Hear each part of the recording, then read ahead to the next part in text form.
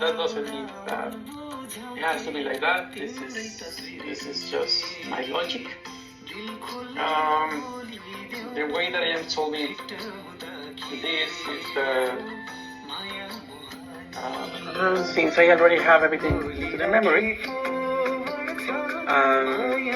I create a variable that contains all the objects. What I am doing is that, okay, let me see one by one the content of these objects, and I need to see which of them was created by Leo. Leo is the one that creates the object, so he's using this name.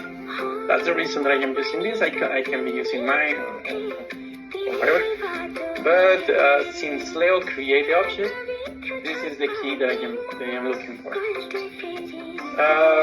So it will be, I create an index.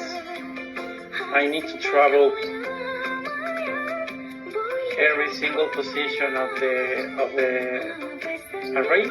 It contains all the objects. So it will be like, okay,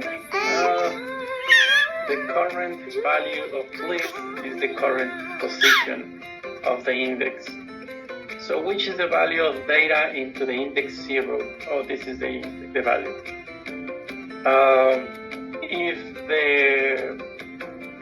the name on the list is equal to Leo, it will be rendered into the screen. If not, I proceed with the for loop.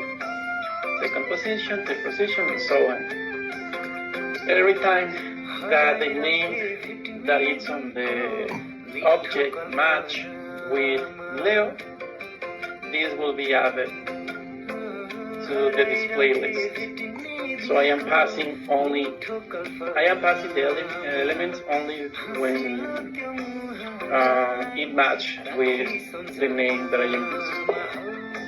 So right now I am using Leo. So it means that it means that I am bringing those messages that come from Leo.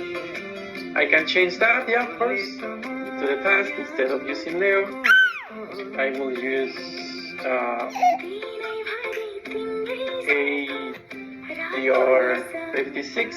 This will be my new username. I go back.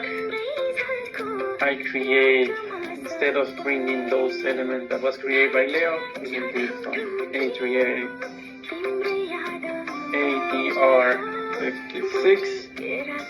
Now it's empty because there is nothing that it comes from that user. But at the moment that I create something like Adrian, this is from 56. I click save it. Now there is something that it comes from that user. If I create another, Adrian 2, test, save it, and then I create a new message. So every time that I get connected with my page, I will get I will get only the messages that comes from my new user. So that's it. We are getting connected with the server.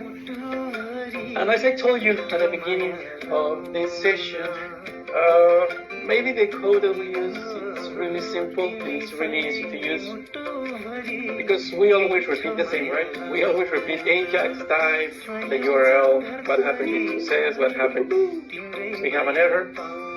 But my intention is that you have a deeper understanding of what is happening. That we have what happens at the moment that we are performing a GET request, a POST request, that the server is far away from me, and it means that I need to improve my code so my page it will be as faster as it can be. And that we need to pay attention for example, instead of sending every element by itself into a separate request, I prefer to create an object, But at the moment that I am creating an object, I need to pay attention to this because it has to be converted into a JSON. So here is the code, here is the solution. Meanwhile, let me see.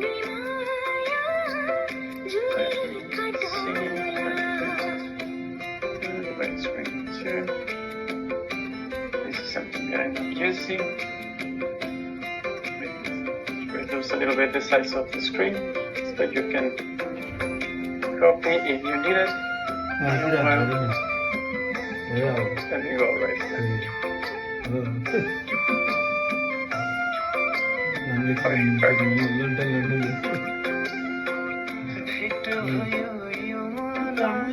So now it's different, right? Now we understand that we are the clients. We as the clients perform a request. This could be a get request, a put request, a post request, a patch request, or a delete request.